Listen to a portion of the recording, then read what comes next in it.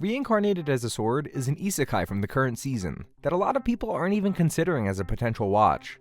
At first glance, people aren't taking the show very seriously, and frankly, why would you with a concept as on the nose as this?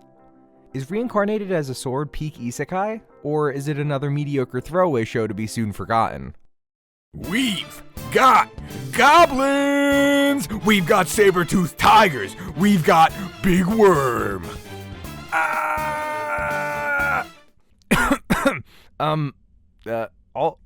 All of your questions will soon be answered. It's no secret that the isekai genre is incredibly saturated. It's a point I make almost every time I talk about them.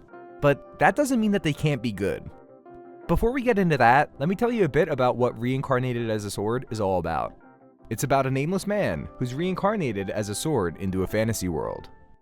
Wow, can you believe it? They did the title thing! Unlike other isekais, the protagonist has little to no connection with his previous world, and it's not really referenced in any serious capacity. It has no bearing on him as a character, at least at this point in the series. And he just kinda goes with the flow.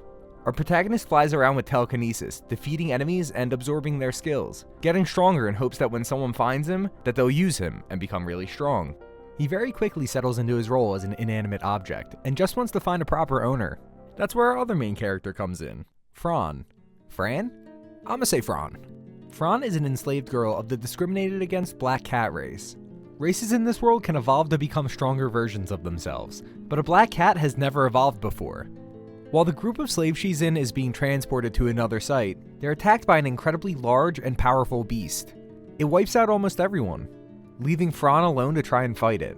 It just so happens our favorite talking sword protagonist was nearby stuck in the dirt, and thus begins the dynamic duo of a persecuted cat girl who wants to be the first of her kind to evolve, and a sword whose sole goal is to make its owner stronger. And that's Reincarnated as a Sword. Despite the concept being incredibly basic and dull at first glance, there's actually a lot going on in this story. But I think that's mostly due to the inclusion of who I'll call our second protagonist, Fran. Her story is interesting, and having a second character there for our witty talking sword to bounce off of really does wonders for this show. And their relationship is good. It's like a father-daughter or mentor-student relationship without any of the weird typical fan service stuff that would be included in those types of dynamics. Now, Fran does end up naming our nameless sword protagonist, and the name she chose was... Teacher. So, really hammering home that student-teacher relationship, huh? Listen, it's not the best name in the world, but honestly, I'm not that mad at it. It's not that big of a deal, I'll get over it. This isn't a show where you're gonna find an insane amount of depth. Things have been very straightforward and surface level up until now, and I doubt that's gonna change as we delve deeper into the series. It's good for what it is, but you have to have reasonable expectations. Is Reincarnated as a Sword peak isekai?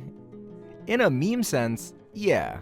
This is about as isekai as you can get. The dude is literally reincarnated as a weapon.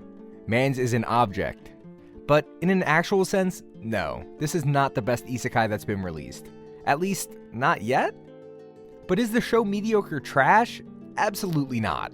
You get more than you would expect out of this watching experience, and that's more than I could ask for going into a show like this. I can't say for certain what the future will bring for Reincarnated as a Sword, but I can say with confidence that whatever is released will be worth your consideration. Hey everyone, I just want to say thank you if you made it this far into the video. I really appreciate it. What do you think of Reincarnated as a Sword so far? Be sure to let me know in the comments down below. Make sure you like, comment, and subscribe if you want to see more stuff like this. And as always, have a great day.